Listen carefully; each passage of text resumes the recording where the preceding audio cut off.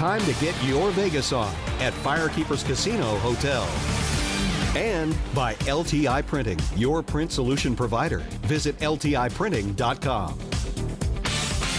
Good afternoon from Michigan International Speedway. Motor Racing Network is on the air. A big weekend of NASCAR racing here in the Irish Hills, and we're glad you joined us. Going to kick it off with the NASCAR Xfinity Series, a 1-hour practice session, 50-minute practice session actually to be more specific, gearing up for tomorrow afternoon's LTI Printing 250. Alex Hayden and Steve Post here atop the broadcast booth looking over this Michigan International Speedway. And I guess first off, Alex, when we talk about Michigan and what's going on as far as today goes, the first thing is just the weather. It is pure Michigan beauty, that's for sure. I see what you did there, Steve. Yes. Yeah, it is. It's absolutely beautiful. There's some white in the sky, but that's from overpassing jet airliners that have gone over and left their contrails, but absolutely picture-perfect day. The wind is blowing here at Michigan, 10, 12 miles an hour, but it's blowing from the backstretch directly across the infield towards us here at the tower. Shouldn't really come into play at all. Brilliant sunshine, and we're ready to get cars on the racetrack and begin practice. Well, when we look at this year, the NASCAR Xfinity Series, this is race number 13 of 33. And Alex, there are a number of drivers, 3 drivers really, that have kind of stood out and really have established themselves. There's a marketing slogan, names made here. We've got 3 young men, really a couple other ones are doing pretty well too, but we got 3 young men that have made names for themselves with some great starts to the season. Starting off with the reigning series champion, Tyler Reddick, driving for Richard Childress Racing, having a phenomenal start to his season. We'll dive a little deeper into those numbers, but Christopher Bell, every superlative you can come up with, you can describe Christopher Bell, and then you've got Cole Custer as of late.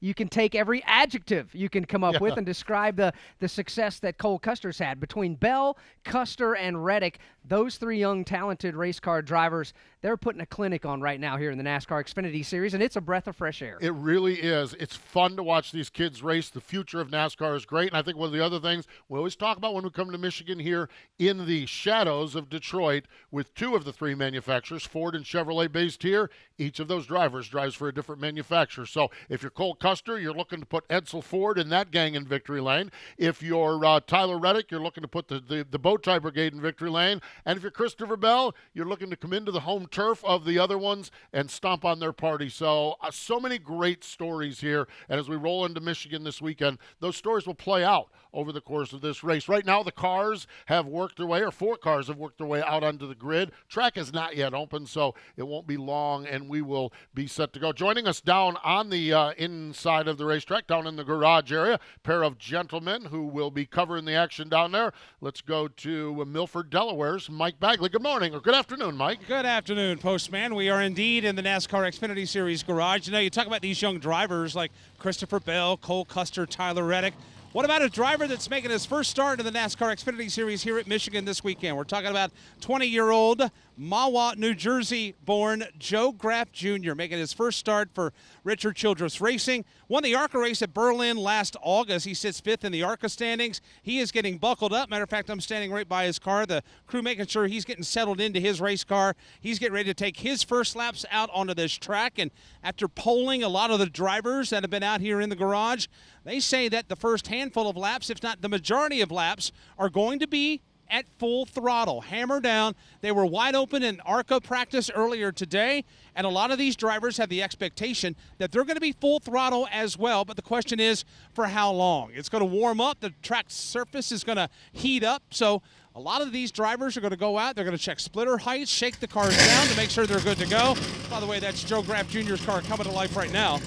They're going to go out. They're going to basically make sure that these cars aren't scraping or rubbing or scuffing, and then they're going to try to start fine-tuning and getting as much speed out of these cars as they possibly can. 2 practice sessions, 2 hours basically of practice for these teams before they take the green flag in tomorrow's LTI Printing 250. Nice to see a youngster like Joe Graff Jr. getting this opportunity. He's a smart guy. He's a freshman at NYU. That's New York University for all of you who aren't quite as smart as, well, put you in my category. But it's nice to have a youngster like that. He's an intern there at Richard Childress Racing in their communications department. So to get that type of opportunity to fit that slogan, names are made here, he's trying to do just that. We chatted with him a little bit this morning. Kim Kuhn and I had the opportunity, ran into him down in the garage area this morning, and the internship is in the communication department, but where he's spending a lot of his time in the competition department. He goes to the war room, which is where they dissect the race on Sunday during the cup races. He's in all of the debriefs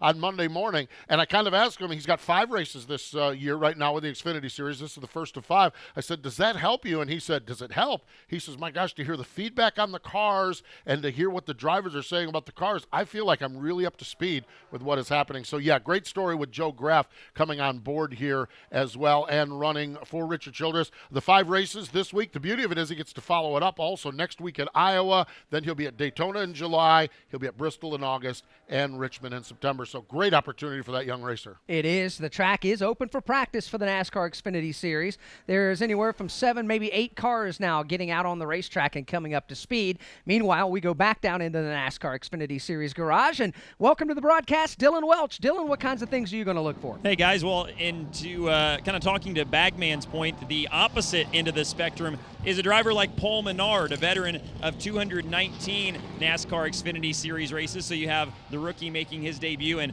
a veteran racer of both the Xfinity Series and, of course, the Monster Energy NASCAR Cup Series, and Paul Menard, who hasn't been in an Xfinity car since last summer, Kentucky of this past year, the most recent time he's been behind the wheel of one of these NASCAR Xfinity cars. But he runs awfully well here at Michigan, won in 2014. His average finish the last 3 times he's raced here at Michigan in an Xfinity car, easy for me to say, is 5th. So a good opportunity for Paul to get back into victory lane, but a good opportunity as well for the rest of the Xfinity Series drivers, the young up-and-comers, to get another victory and have a good race this weekend, because there is only one Cup guy in the field. So we'll keep our eye on Paul Menard this afternoon and throughout this weekend in the second Team Penske entry, the 12 car this weekend. Dylan Welch, as he mentioned, 2014, his win here, the only driver in the field that wins. Want to welcome Dylan, actually. Dylan's had a busy week. What I love about our Motor Racing Network crew is that not only do a lot of us spend a lot of time talking about racing, Dylan actually racing. Indiana Midget Week raced 3 nights this week, and maybe the results weren't exactly what he was looking for, but great to have Dylan back, and he's got his hand from the steering wheel now back to the microphone. So I don't know which one. Hey, by the way, Dylan, while I've got you here, Richard Petty came in and paid you a visit and kind of critiqued your racing this morning. Didn't he, in the MRN truck? Yeah, he sure did. And you were sitting right there. It caught me by surprise. I felt a tap on my shoulder and didn't really think anything of it, and then turned around, and it was the King standing there watching the highlights from last night. So I don't know how many people that can say that they've had the King watch their race, but pretty cool moment for sure. Was cool indeed. No doubt it was neat. We're just trying to figure out if he's goofing off when he's running the midget car, if he's goofing off when he's working for Motor Racing Network. It's one or the other. That is for sure. Maybe both. Yes. So very early in the practice session here, Christopher Bell has completed 3 laps. Not a shocker. He's atop the scoring pylon. From Michigan International Speedway, this is the Motor Racing Network, the voice of NASCAR.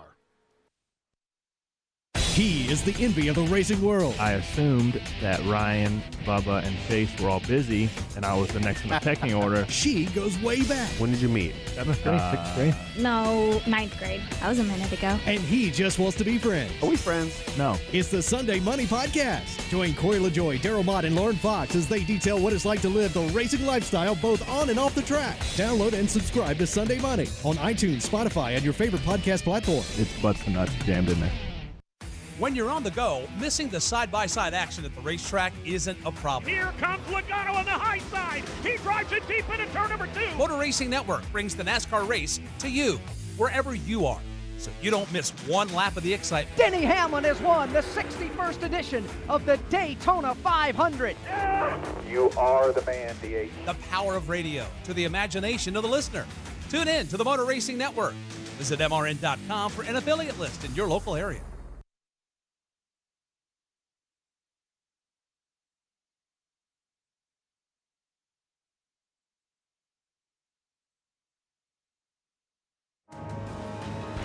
This is NASCAR Xfinity Series practice. And the outside lane once again will prevail, if only for a moment. That's led by Austin Dillon. He's got a trunk full racing back into the corner of Cole Custer, but Daniel Hemrick rallies back on the bottom side of the racetrack. Ryan Reed is giving Caution is on the speedway. Rain is falling at Michigan, and it'll be Austin Dillon who is out in front at the waving of this caution flag. Andy Holder waving the yellow flag and the checkered flag. Austin Dillon comes to the line and will win the LTI Printing 250, shortened 34 laps by rain. Now, back to your hosts. We are back here at Michigan International Speedway. That's the way it sounded last year in the Xfinity Series race here. Austin Dillon getting the win in the rain-shortened event. We are early in the practice session right now. 18 of the 39 drivers have made their way to the Speedway, and we talk about Austin Dillon and Richard Childress Racing, and that kind of leads us to one of three drivers that really have established themselves atop this season. We have Cole Custer driving for Stewart-Haas Ross Racing with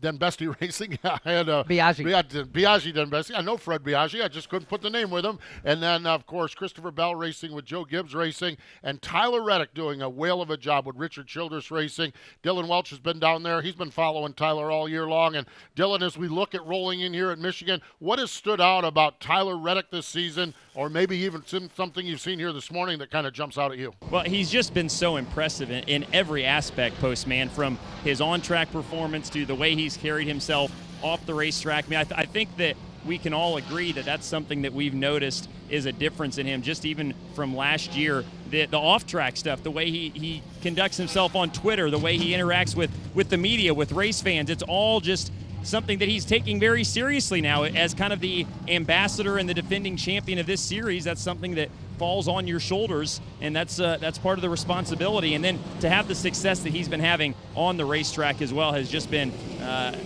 extremely admirable. And obviously this early part of the season has been so strong for them. 2 wins in the last 4 races and nearly won last week until he brushed the wall in the last lap and then lost the lead to Cole Custer coming to the checkered flag off turn 3 at Pocono. But just everything it seems like that has been going, or that can go right, has been going right for them. And the races that they haven't won, they've been right there in contention. So off to a good start this morning or this afternoon already here in first practice. Tyler came on the radio and said that he's got a good feel for the race car, and they're near the top of the board, or I think at the top of the board right now. So that feeling he has must be pretty good as he pulled back into the garage stall here. Randall Burnett and the crew are going to assess what they need to do to try and make that 2 car go a little bit faster. You know, when you put Tyler Reddick's start to 2019 into perspective, Steve, you look at his most top 5s through 12 races to start a season off, and you look at the greats. Sam Ard had 10 top 5s back in 1984 through the opening 12 races of the season. The great Kyle Busch, 10 top 5s to start the season in 12 starts. That was 2014.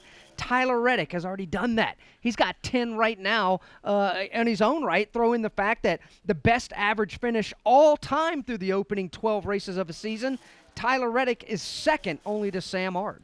It's absolutely amazing for a young racer in this Xfinity Series. When you are tying records of Sam Ard and Kyle Busch, you are doing something right. I mean, it is so impressive what Tyler Reddick has done. And the flair, I like what Dylan talked about, the flair, the fun he's been having with it, the ambassador he's become for the series. He just is a fun kid to be around. And boy, when he pulls that visor down, he is brutal on the racetrack on his competition. Man, this kid has got it going on in every facet of his life. And again, tying records like that, man, he's names made here. He's making a name for himself for sure. It's like a little bulldog. Yes, he is. When his belts go on and he grabs the steering wheel, he really is. But take it a step further. Yeah, he won the championship a year ago, but how much, as you see Tyler Reddick's car there back in the garage area at the Xfinity Series after running 4 laps, how much of the lack of respect after winning that championship has really helped propel who he is as a person right now. He started the season with a little chip on his shoulder. Someone within a marketing department of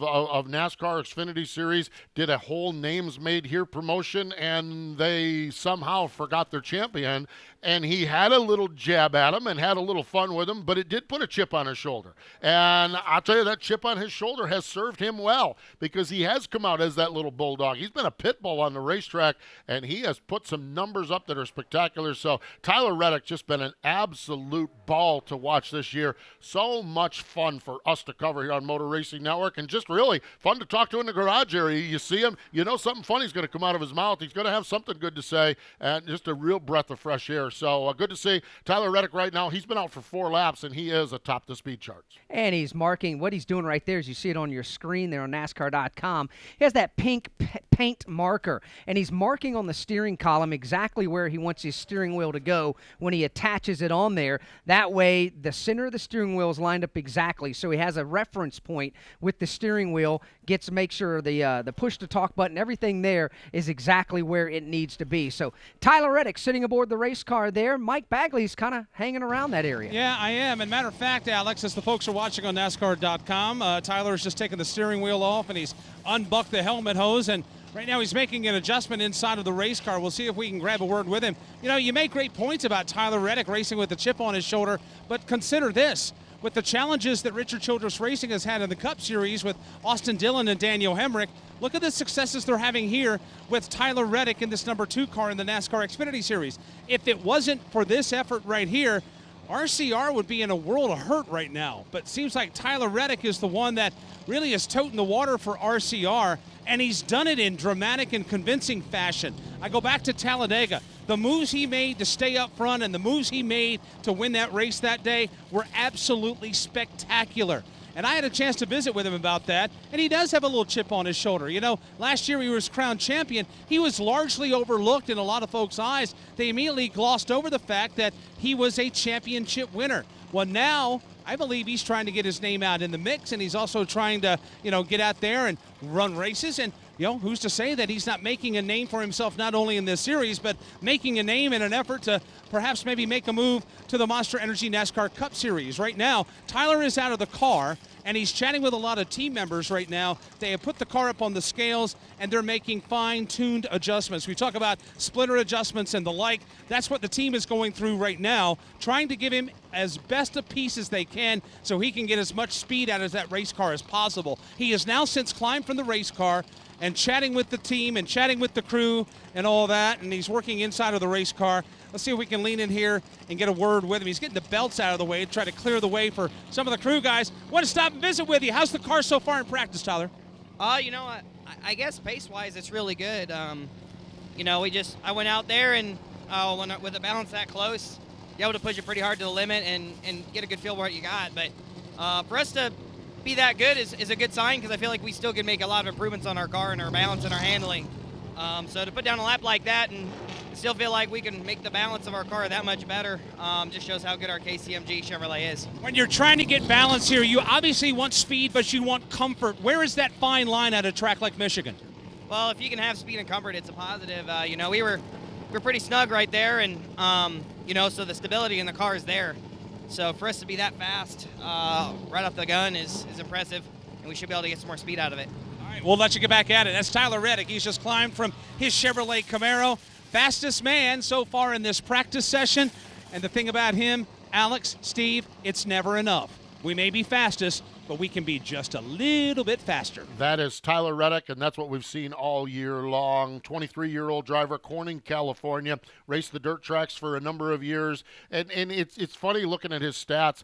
He is there's like a long list of he's the youngest to do this. At Eldora, the World 100's the big late model race, youngest pole winner there, youngest winner at the East Bay Nationals, youngest winner in the Lucas Oil Dirt Late Model Series, youngest to qualify for a World of Outlaw feature. I mean, this kid Now, he's a whopping 23 years old in the Xfinity Series, but he's shown for a long time that he is someone that we're all going to be paying attention to. And right here today, they're all looking at him right from the top of the scoring pylon. Just a good young racer, and like I said, it's been fun to watch him race this year. Agreed. That is 1/3 of the big three. We'll dive deeper into what Cole Custer's been doing as of late. Same with Christopher Bell when we come back from Michigan International Speedway. This is the Motor Racing Network, the voice of NASCAR. Hi, folks. Mike Bagley here. At MRN, we rely on equipment from Racing Electronics. Joey Logano to the lead on the back straightaway. Racing Electronics has scanners and headphones. We can listen to every uncensored conversation between driver and crew. You won the championship, baby, yeah! And when we need live audio, in-car cameras, and up-to-the-second statistics, we use their latest handheld unit called Legend. To learn more about these products and many others, visit racingelectronics.com. Racing Electronics, the official two-way communication partner of MRN. At Victory Junction, it's simple. We believe every child, no matter their diagnosis or disability, deserves the chance to just be a kid. So we provide a medically safe environment where children who live in a world of hospital stays and doctor's visits are free to do everything from riding horses, ziplining, swimming, fishing, and bowling, all at no cost to the camper.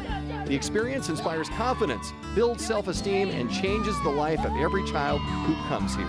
Help us change a child's life at victoryjunction.org.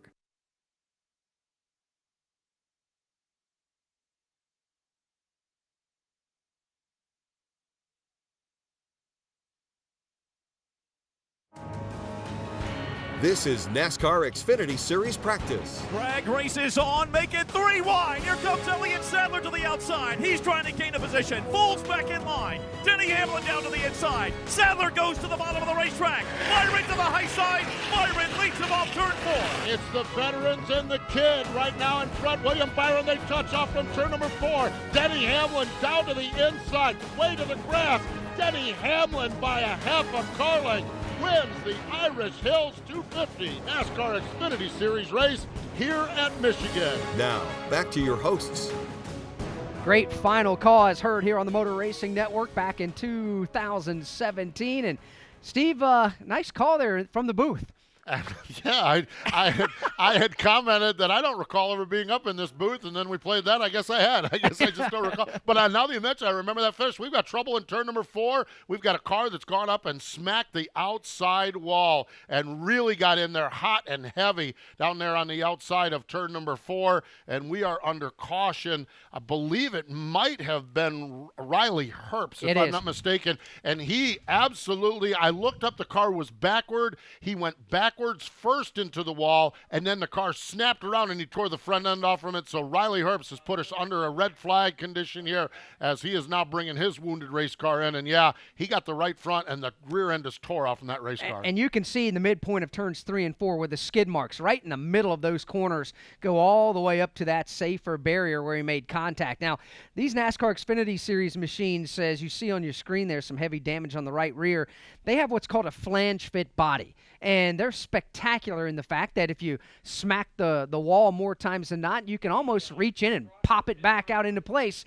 That one's going to have trouble buffing out there. That one won't buff out. No, I mean, when you can scuff off the wall, you can bounce off the wall, and they'll bounce right back into place. When you at a $180. You know, the average speed is 187. So down in the corner, let's say he's doing about 175. When you back it in the fence at 175, that one's not going to buff out. So unfortunately for Riley Herbst, the 20-year-old driver from Las Vegas, Nevada, I'm not going to assess it from the team's perspective, but I wouldn't be shocked if they don't end up going to a backup car because there's just so much damage. As a matter of fact, Dylan Welch, I think you're down there in the vicinity of the team. What's going on down there, and what can you tell us at this early point? Yeah, well, and Steve, the way they pit these Xfinity cars here in Michigan, there's no garage stall, so they're just out of the back of all the haulers and the transporters. So with the back gate up the way they are when these haulers sit in the garage area, there was a toolbox and a bunch of equipment and things underneath that back gate. Well, that has all been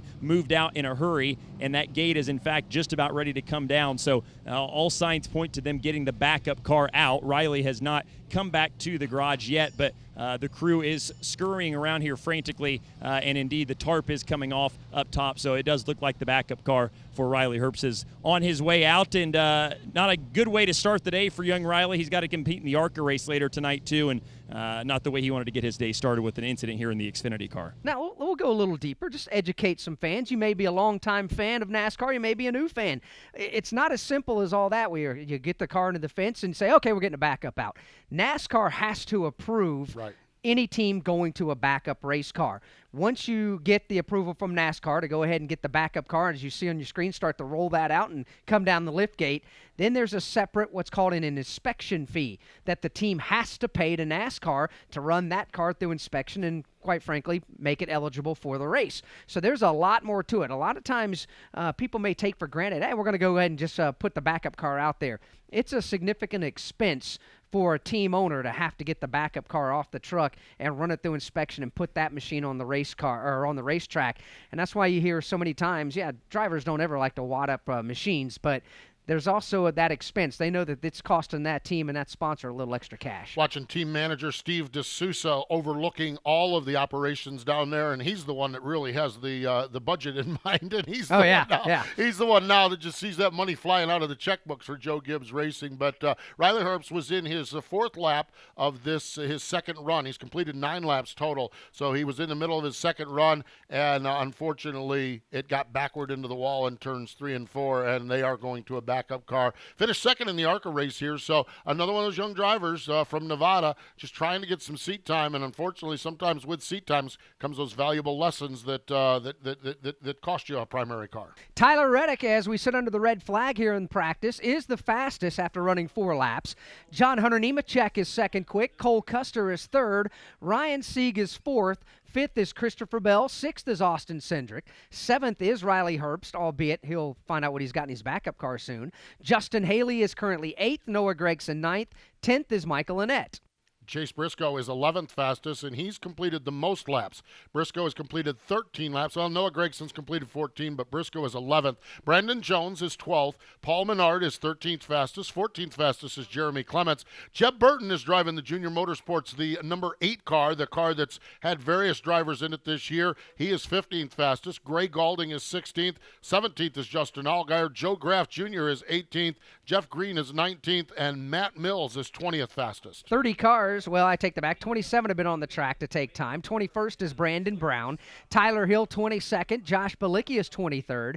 Tommy Joe Martins is 24th. Ray Black Jr. is 25th. Stephen Light is 26th. 27th, the last car to get a time is Vinnie Miller. Now, Timmy Hill, David Starr, and Garrett Smithley were all out on the racetrack getting their first lap of the session in when the red flag came out from the contact. They are yet to get a lap in. And keep in mind, all of these are based off of a single lap speed. And Tyler Reddick is the fastest. Tyler Reddick is the fastest one here. And a number of drivers, like you mentioned, did not get a lap in yet. And there's quite a collection of cars now aligning pit road down here, waiting for this track to get back under green. See a sweeper truck, an Elgin sweeper truck over in turns 3 and 4, working up along the safer barrier. So still a little bit of time before we go back under green flag conditions here. 22 minutes into this 50-minute practice session. From Michigan International Speedway, this is the Motor Racing Network, the voice of NASCAR.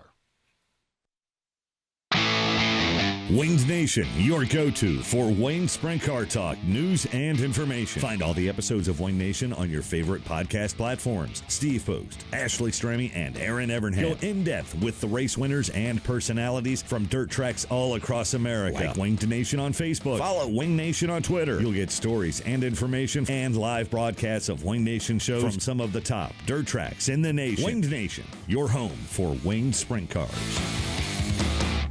Hey guys, it's Dylan Welch. He's Tyler Burnett. We're the co-hosts of the Rip the Fence podcast. If you like traditional non-wing dirt track racing, we've got the podcast for you. Shane Meal trying to drive away. I can't do everything, but I could do anything and everything I wanted before I got injured. So just like many of the great podcasts going, we invite racers in to talk, and they tell us their life story. And it's how I feel that matters. It's the Rip the Fence podcast, available on mrn.com and your favorite podcast app.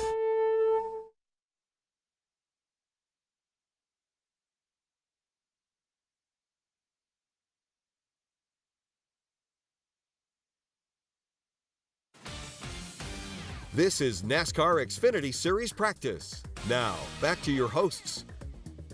Welcome back. Alex Hayden and Steve Post here from the Michigan International Speedway, gearing up for tomorrow afternoon's running of the LTI Printing 250 for the NASCAR Xfinity Series. We've been under a red flag for a few moments here, and now the green flag has just been displayed as the drivers work their way around the racetrack. We're 24 minutes in to this 50-minute practice session, so right about the halfway mark as the drivers now are back on the speedway. Tyler Reddick, John Hunter Nemechek, Cole Custer, Ryan Seeger, your top four.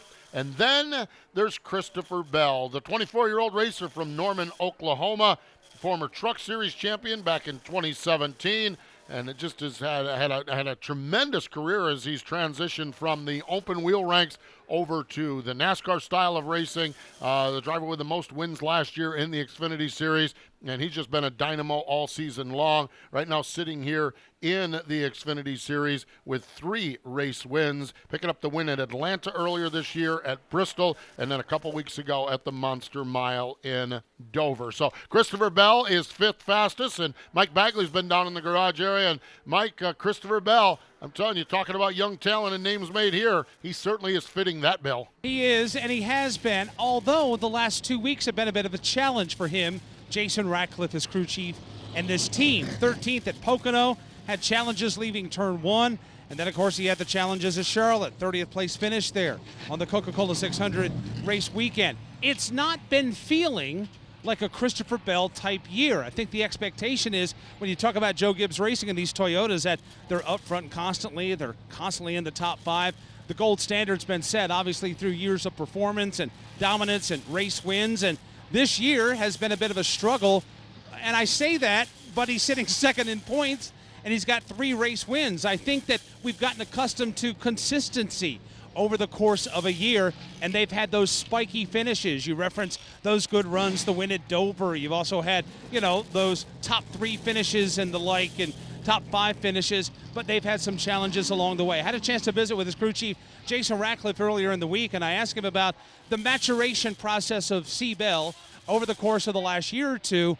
Last year, Jason admitted that they were making mistakes and they were not as good as they could have been, and one of the things that they've been targeting as far as he's concerned is getting that to even out, addressing that, because probably you've got a good shot that he's going to the Cup Series in 2020. So he's all about getting groomed for that, learning his skill or learning his craft, honing his skill sets and the like, and that's exactly what he's been doing. Right now, the car had been in the garage. They had made a couple of tweaks after the initial run. They have made those tweaks, but that spin by his teammate Riley Herbst brought that car back to the garage. They've made those tweaks and those adjustments. They put him back out on the pit lane and back out onto the racetrack. He's obviously trying to get more speed to get up there and contend with the other 2 that we've been talking about in Cole Custer and Tyler Reddick as well. Tremendous rise in the motorsports ranks for that Okie in Christopher Bell. And you and I both have watched this young man. I'm sure you heard about him long ago racing the dirt open wheel cars. When there's a rare talent that comes along, it doesn't take long for word to spread. No, it was funny. We do the Wing Nation program, and years ago when Kyle Larson was the phenom, someone called us up, or we talked to somebody, and they said, you think if Larson is good, you should hear this Bell kid from Norman, Oklahoma. And sure enough, he followed along. And I want to go to Dylan Welch because we've seen the exploits of Christopher Bell here, but Tyler or Dylan has actually raced against Christopher Bell, running in the midget cars along the way at the Chili Bowl. Christopher's a 3-time winner at the Chili Bowl, and Dylan, he may not be as good quite as you are in the midget car. I'm not going to put you in that category to compare it because I'm not big with comparing drivers, but there's no denying Christopher Bell, whether it's a midget car, a sprint car, or an Xfinity Series car, he certainly has some talent to wheel an automobile. Yeah, he absolutely does. And it's funny, you talked about kind of the comparison with he and Kyle Larson, and so many of us kind of in the dirt track world obviously knew of Kyle's talents and the way he could drive a race car, maybe before some of the folks here in the stock car world knew of just how good he was. And then when Kyle came out and said that Christopher was better even than Kyle himself was, it was, I think, hard for a lot of us to believe just because Kyle was so good. And, I'm not saying one of them is better than the other, but you look at the results of when they've gone head-to-head in the dirt cars here the last few times, Christopher has generally had the upper hand. So, make whatever assumptions or judgment there you will, but there's no doubt that both of those guys are just incredible talents. And Christopher, no matter what he gets in, whether it's a dirt car, it's a midget or a World of Outlaw sprint car or a stock car, he is just good, and he has the ability to adapt to his circumstances, the way the car is handling. He knows how to adjust his driving style, his line on the racetrack, to better suit the race car, and that has helped, I'm sure, by the fact that he has a second year, another year of experience under his belt in the Xfinity Series. Last year, maybe a learning year at times. Christopher a little younger on the experience side in a full-fledged stock car. So having a full year under his belt in the Xfinity car, no doubt, I'm sure, has lended to their advantage so far this year, just with the success that they've had so far in that 20 car. Christopher Bell currently second on the leaderboard in single lap speeds. He's run 9 laps here in this practice session. Tyler Reddick continues to be the fastest. Bell second, Justin Allgaier third. John Hunter Nemechek is fourth, and Noah Gregson is fifth. When we come back here at Michigan, we're going to dive in and talk about a driver who's gone to victory lane 3 times this season and currently sixth on the leaderboard. From Michigan International Speedway, this is the Motor Racing Network, the voice of NASCAR. MRN's Classic Races. Labonte gets crossed up. Labonte goes around. Dale Earnhardt now watches Labonte spun across the line and got the win. Spanning 50 years of NASCAR racing. Barney Hall. There's a beautiful afternoon here in Daytona Beach, and the action will be fast and furious. Legendary voices, legendary races. Darrell, simply, what happened? I just hope he chokes on that 200,000. That's all I can tell him. MRN's Classic Races, available on MRN.com, iTunes, and your favorite podcast providers. But he did touch. No, he knocked the hell out of me. Check out MRN.com for a new podcast series called The Tough Trucks of NASCAR. 25 years and still trucking. We'll take you back to some great races. Benson to the bottom of the racetrack. This is the race for the lead and the win at Michigan. And some wild moments. One truck is in the air. Matt Crafton upside down. And we'll let you hear the stories behind them. He was too bullheaded to let me pass him, and I was too bullheaded to let him have it. Download the show for free on iTunes and at MRN.com.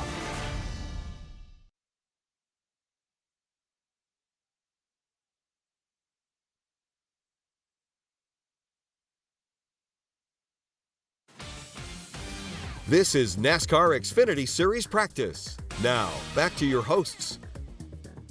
That's Steve Post. I'm Alex Hayden. We're Motor Racing Network. We've had one stoppage here in our practice session for the NASCAR Xfinity Series for a bout with the safer barrier in turns 3 and 4 by Riley Herbst. Mike Bagley's downstairs. Well, Riley Herbst has just stepped from the infield care center. Matter of fact, Postman just mentioned Steve D'Souza a moment ago, and right now he's just walked up and has begun chatting with Steve as he's come from that care center. First of all, Riley, are you okay? And second, what happened out there on the racetrack? Yeah, I'm fine.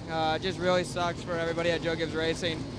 I was getting more confident with myself, and I was trying to go faster and faster. And then I just pushed too much over there in 3, and it broke loose. And it made for my guys a super long day. So it really sucks, and I'm devastated. But we'll be back for next practice.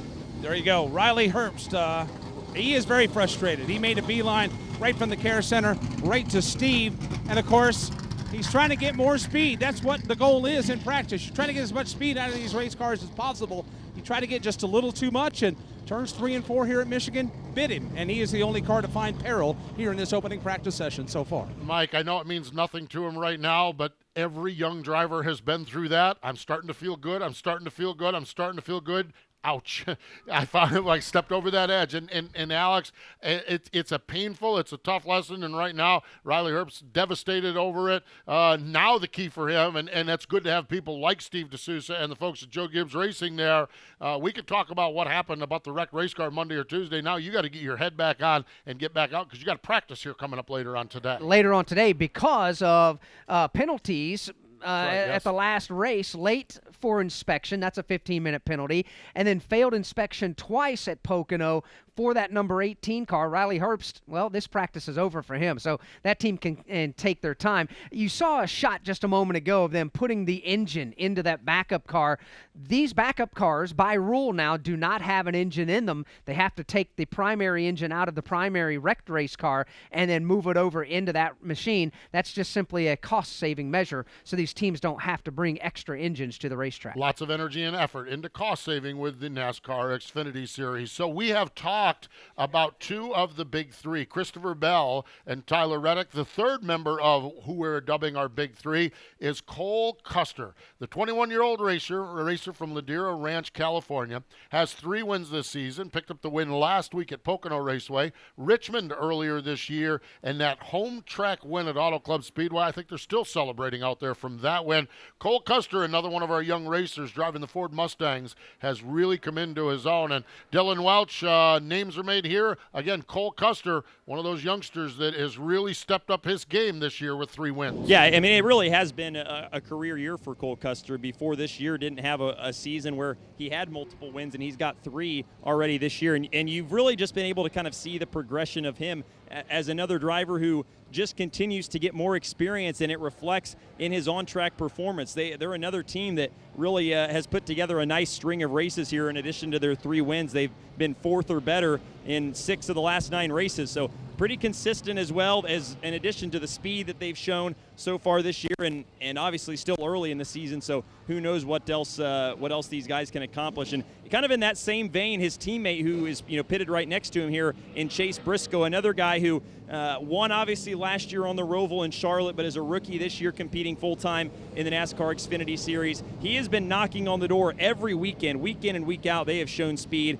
and is coming off his career, or his best finish of the year, I should say, of a 3rd last weekend at Pocono. Both of those Stewart-Haas cars have been so fast week in, week out, and it's just going to take the circumstances falling in the right way for Chase Briscoe to be in victory lane. And once that domino falls, he'll maybe reel off a couple more too. So good things all around for the Stewart-Haas cars. They're both fast each and every weekend we get to the racetrack, so encouraging things for sure from that Ford camp. Cole Custer with 7 top 5s this year. Chase Briscoe has 6.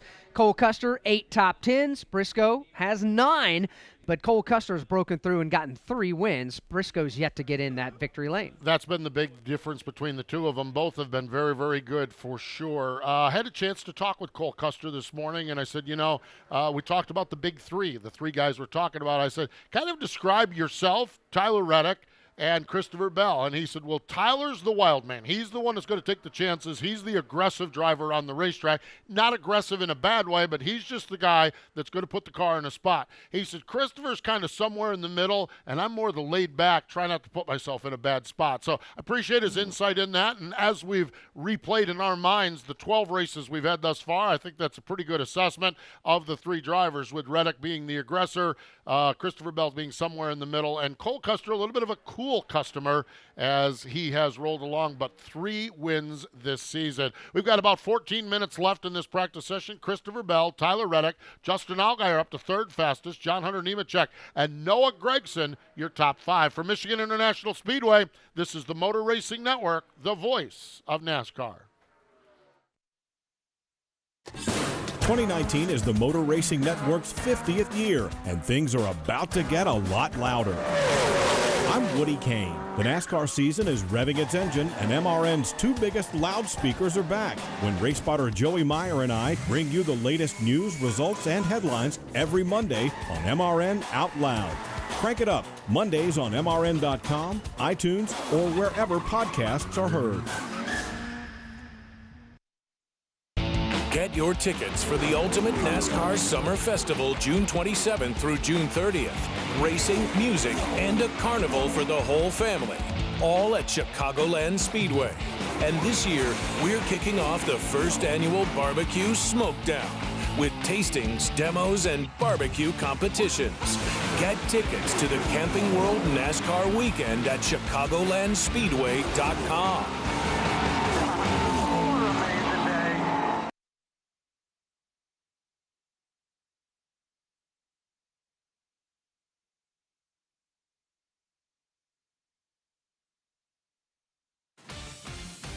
This is NASCAR Xfinity Series practice. Now, back to your hosts. Alex Hayden and Steve Post here at Michigan International Speedway. 12 minutes, just under 12 minutes remain in this practice session for the NASCAR Xfinity Series, gearing up for tomorrow's LTI Printing 250. Another one of the young talented drivers that we have here in this series is the youngster from Atlanta, Georgia. Brandon Jones is his name, and he's alongside of Mike Bagley. He has just climbed from his Toyota Supra, as they say in the ATL. What do you have What do you have? What does this Supra have right now in practice? Well, first off, man, I love running this First Foundation car. It stands for everything that I enjoy in life, and it's running pretty good right now. We're on the side of chatter tight right now, and for the folks back home that may not understand what that chatter tight is, you ever driven a big lifted truck or something and the steering wheel starts just going crazy on you? That's kind of what I've got right now. So we need some more turn in the number 19 car, but we're working on it here and slowly creeping up on it. I know that before we started, you said that the goal was to stay as wide open for as long as possible. How long did that last? I didn't ever get there to start with, but I think that 20 car on top of the board is probably pretty close to it. I'm going to debrief with him here in a little bit and see what his thoughts are and how he's driving the racetrack. Big benefit here to run a JGR with some good teammates to lean on. So I'll see what he's saying. We'll get the car turning a little bit better for us, and I've found success here in the past, so I think I know how to get around here. Practice 1 is in the books. What is the plan for practice 2, and obviously get you in this car as comfortable for race conditions? Yeah, we're going to just keep working on the balance on what we got, trying to work on and what we're trying to fix right now. Probably go out in the same tires that we ended on here. We didn't really put too many laps on our tires, so stick with our first set, see how it is on the hotter pressures, and then maybe throw on some new tires and go make a big run. Appreciate it. Brandon Jones joining us here in the garage. He's just gotten out of his car, and chatter tight.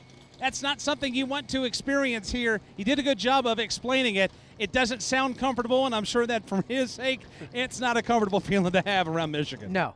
Anytime chatter and running at Michigan are in the same sentence, that just brings a little shiver down your back. That's not a good shiver down your back either. Not good at all. Christopher Bell continues to be at the top of the leaderboard. That's one of the Joe Gibbs Racing Toyota Supras. You just heard from Brandon Jones as he mentioned not quite yet going flat out. He's not comfortable enough to get there. And then Riley Herbst also admitted he tried to get more out of the race car, and he put her in the safer barrier. So different levels of thinking. No, Brandon Jones isn't a 10-year veteran, but Brandon's been around a few years now. Yep. He understands now. Let's kind of gradually get there.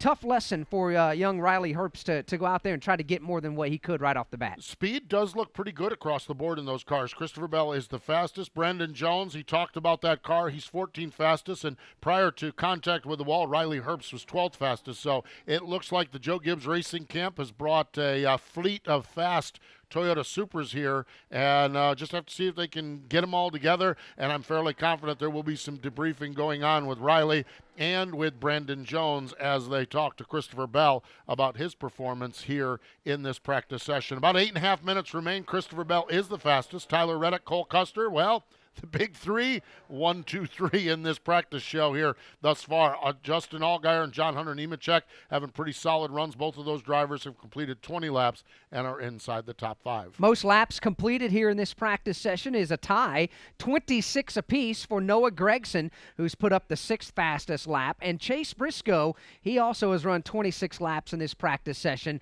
He is currently 9th on the leaderboard. Not too many people, Steve, have gone out and run a 5-lap run, what we call a bit of a longer run. There's been a handful. Justin Allgaier has the best 5-lap average. Cole Custer is second quick in the 5-lap average, and then Michael Annett, 3rd fastest in the 5-lap average. Yeah, so it has been an interesting practice session in that they have been working on the car. And I think a lot of that, Alex, is just contingent on what you find in your first run. If your first run, the car is pretty close, and I forget who it was we talked to earlier, well, it was Tyler Reddick, said they rolled off the truck very close, then that's a team that might be able to make a little bit longer run. But if you're struggling to find the handle on it, why do it? Why go to a longer run when you just have to first off figure out the balance that you have on the race car initially on the initial laps of the run? Noah Gregson currently sits 6th on the leaderboard, having a pretty good opening practice of the weekend here at Michigan as we get set for the LTI Printing 250 tomorrow here at MIS. Dylan Welch, you have more on Noah Gregson. There, I had to get my mic out of my hand and turn it on there. It's the button. Push the button. I know. I finally figured it out here. It's my first time. Sorry. No, guys. I mean, Noah, we were talking about how, for the JRM cars this year, it has been a struggle, undeniably. Michael Annett has kind of been the class of the field in that sense, in that camp, and the other cars have struggled. And Noah Gregson has started to put some good races together here. He's coming off 2 straight top 10s and needs a good run here. Just for his confidence, I think they're going into this year, there was maybe some expectations just based on how well he ran last year in his limited starts with Joe Gibbs Racing, and I think that everybody maybe expected him to be a little bit better than they have been, and they just haven't had the results that I think they probably want and maybe have expected as well. So it starts with baby steps, and they're doing that right now with 2 top 10s, and Noah just brought his Switch Chevrolet back into the pit area, and Dave Ellens and the crew is assessing if they want to go back out one more time here as this practice session winds down. But fairly happy with their race car right now, just trying to dial it in and go after it again in second practice. Yeah, Noah Gragson, 20-year-old racer from Las Vegas, Nevada. You talked about last year, some great runs in the Xfinity Series for Joe Gibbs Racing, a very limited campaign,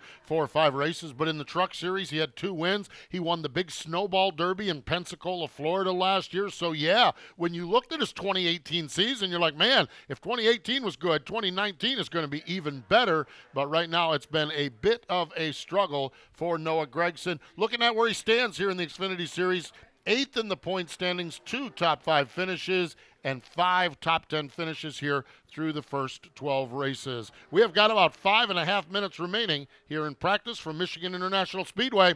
This is the Motor Racing Network, the voice of NASCAR. For more than 80 years, Detroit Diesel has been the legendary driving force powering many of the best-known trucks on the road. Through our state-of-the-art Detroit technologies in components and safety systems, we've earned our customers' trust as a reliable business partner dedicated to improving their bottom line. It's no wonder they continue to depend on Detroit to keep them safe and efficient on the road. When you demand it all, demand Detroit. You hear it every week. Just want to thank the whole team and all our guys back in Denver. Everybody supports this team. They're the unsung heroes of NASCAR, and their life is the pit. This is Rocco Williams, and for 10 years, I've jacked up some of the biggest names in auto racing, and now I'm jacked to bring it all down to street level and acquaint you with the guys behind the wall and back at the shop. Join me on MRN Crew Call, presented by Money Lion, every Wednesday on MRN.com, iTunes, or wherever podcasts are found.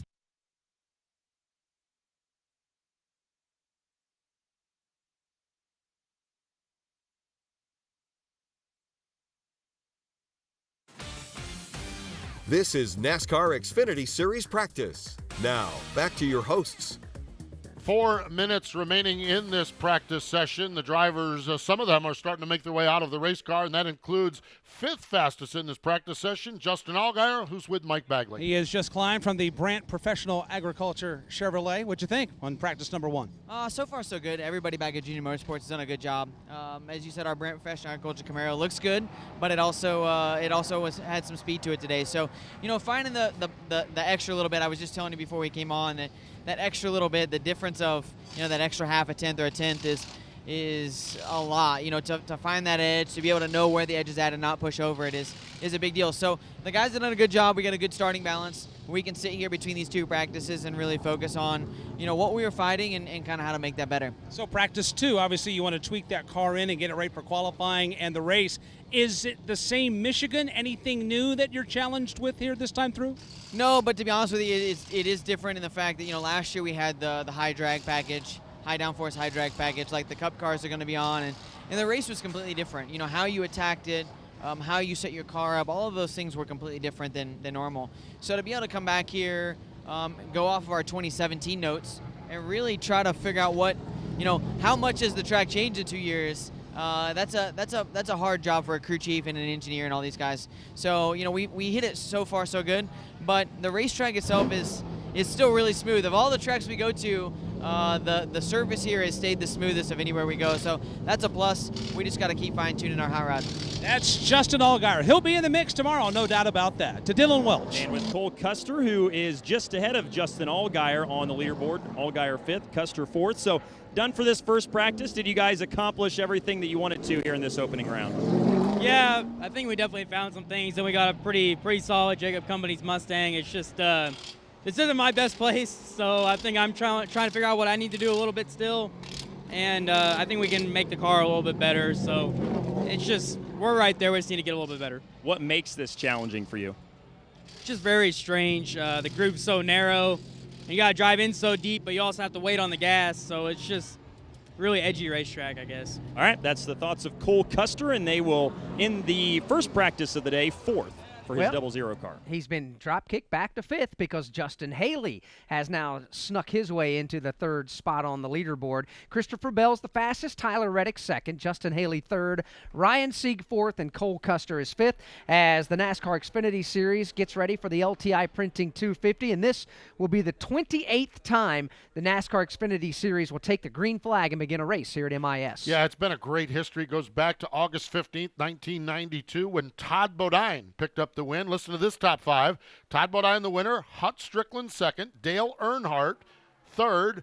Bill Elliott 4th, and Harry Gant the top 5. 27 times they have raced here at this speedway, and when we look at this field here for tomorrow afternoon's race, only one winner from those 27 races. Paul Menard, the only one that has won here. So unless Menard can step up and take this thing, we may get a new Michigan winner here tomorrow afternoon. The last 9 NASCAR Xfinity Series races here at Michigan have been won by 9 different drivers. So it promises to be a spectacular race. What are we looking for, though? Because here in practice, Steve, we haven't seen them running in a draft. We haven't seen them running side by side. Yeah, they're trying to figure out their own agendas here in practice number 1. What do you expect to see? Well, I don't know. In talking with drivers coming into this, I'm not really exactly sure what we're going to see. But one of the drivers that has an idea, that has an opinion what we're going to see is Christopher Bell. It definitely was a mini Daytona Talladega last year with the drafting package, but going back this year, it's going to be totally different. So the good thing for us is I think we're on the same tire that we ran at Texas and maybe Kentucky last year. So that's really good for us. We've been extremely fast on the repaves over this year and last year. So I'm really excited about that. I think our supers are going to have a ton of speed in them, and I'm glad we're not drafting. That's for sure. Christopher Bell. So there's an idea what we may see. So stay tuned. It's going to be a fun race, that is for sure, tomorrow afternoon here on the Motor Racing Network. So here's how these 37 drivers who took a lap here in practice ended up in single lap speed. Christopher Bell was the quickest. Tyler Reddick was 2nd. Justin Haley was 3rd. Ryan Sieg was 4th quick, with Cole Custer 5th. Justin Allgaier 6th. 7th was John Hunter Nemechek. 8th, Noah Gregson. 9th, Austin Cindric. And 10th, Chase Briscoe. Michael Annett was 11th fastest. Riley Herbst was 12th. Jeb Burton, 13th fastest. Brandon Jones was 14th fastest. 15th was Jeremy Clements. 16th, Paul Menard. Joe Graff Jr., 17th. 18th was Landon Castle. Well, Morgan Shepherd. 19th was Landon Castle. And Gray Galding, 20th fastest. 21st was Brandon Brown. Dylan Bassett was 22nd. Josh Williams, 23rd. Jeff Green, 24th. 25th was Matt Mills. B.J. McLeod, 26th. Josh Balicki, 27th. Tommy Joe Martins, 28th. Kyle Weatherman was 29th. And 30th, Ray Black. 31st, Stephen Light. Tyler Hill was 32nd. Vinnie Miller was 33rd. Timmy Hill, 34th. 35th, Joey Gase.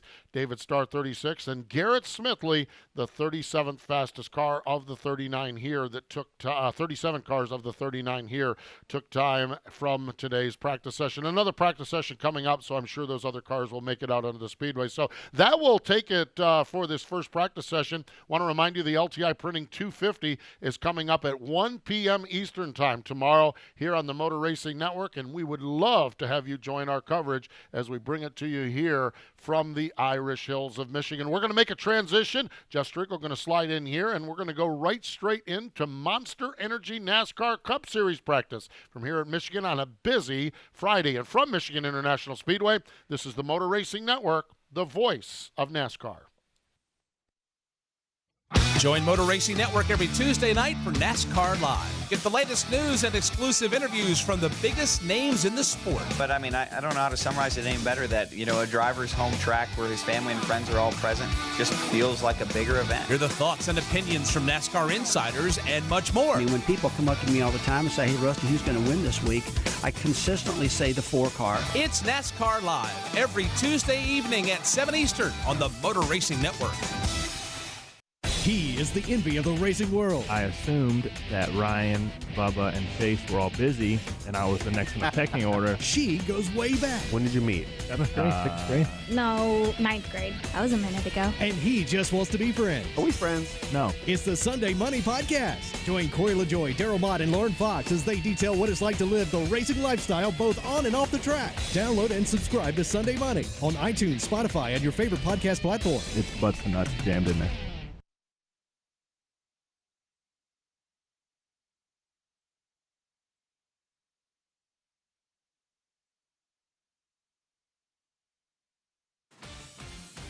From Michigan International Speedway, this is Cup Series practice. Now, back to Jeff Street.